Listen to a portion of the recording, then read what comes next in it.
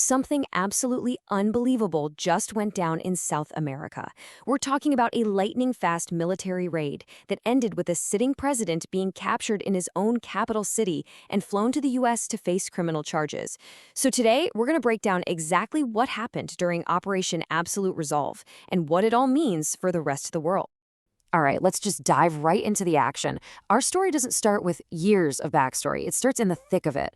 Imagine this. It's around 2 a.m. on January 3rd, and people in Caracas, Venezuela are jolted awake by the sound of explosions and jets flying way too low. This wasn't an accident. This was the very beginning of a meticulously planned U.S. military strike.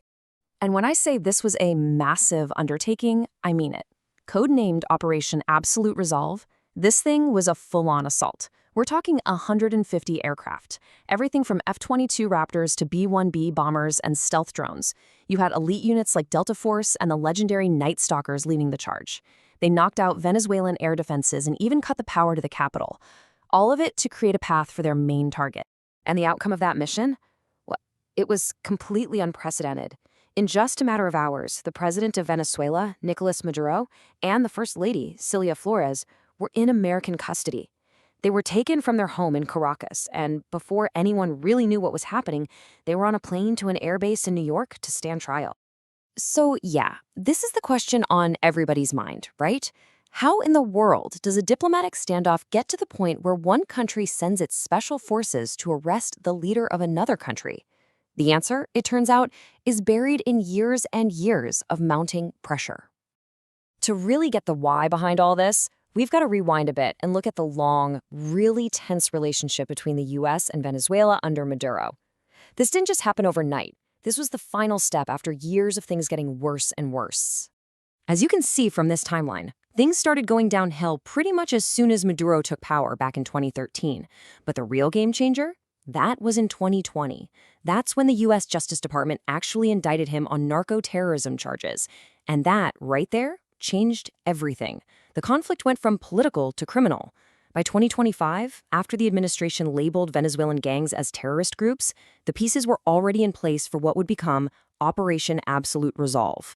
So the whole legal argument for this raid really hangs on that narco-terrorism charge.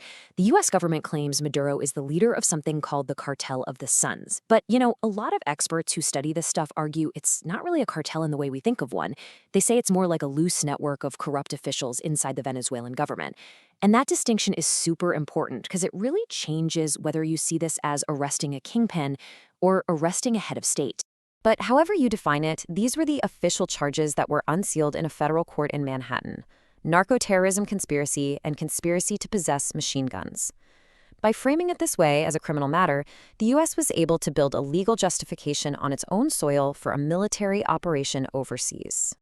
As you can probably guess, the rest of the world didn't exactly react with a unified voice.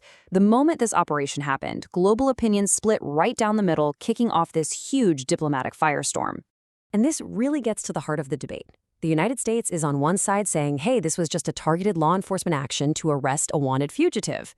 But then you have a whole lot of other countries saying, whoa, hold on. This was a massive violation of the UN Charter. It's an illegal kidnapping that completely ignores the idea of national sovereignty.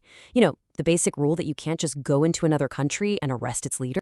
And in his very first court appearance, Maduro himself just threw the American legal argument right out the window. He declared himself a prisoner of war. By doing that, he's basically saying, this isn't a criminal case for your courts to decide.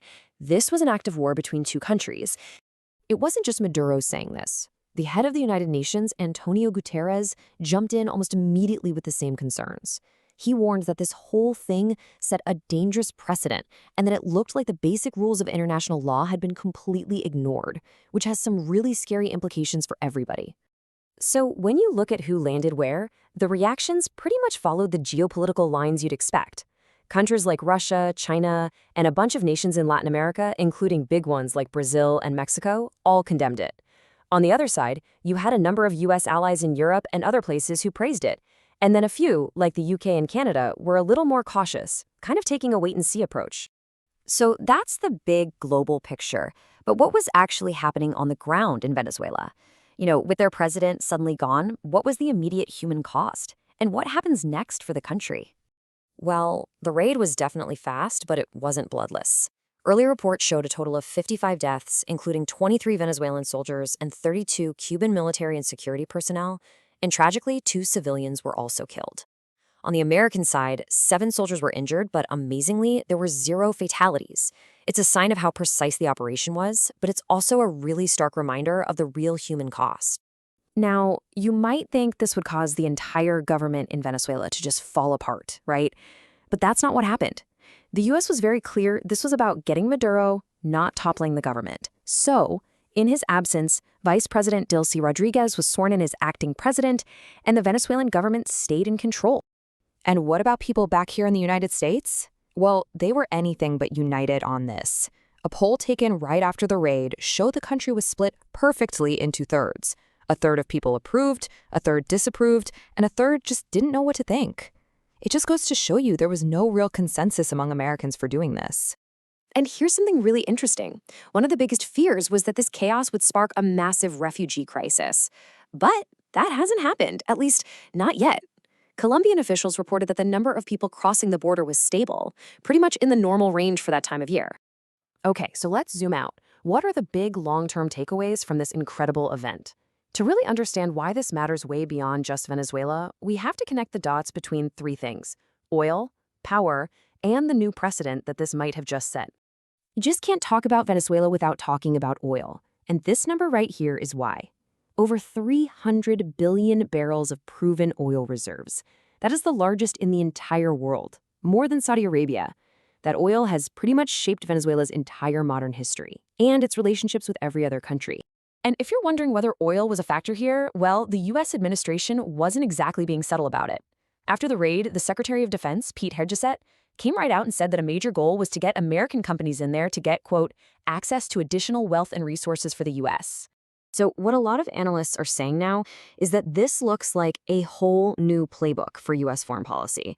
For decades, sanctions were the big stick, right? They were the tool you used instead of sending in the military.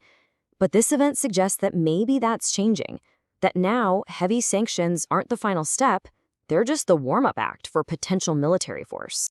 And that leaves us with this huge critical question. A new precedent has just been set. What does it mean for the world when the line between economic pressure and all-out military action gets this blurry? What happens when sanctions are no longer the final step? Honestly, nobody really knows the answer, but you can be sure that the entire world is watching very, very closely to find out.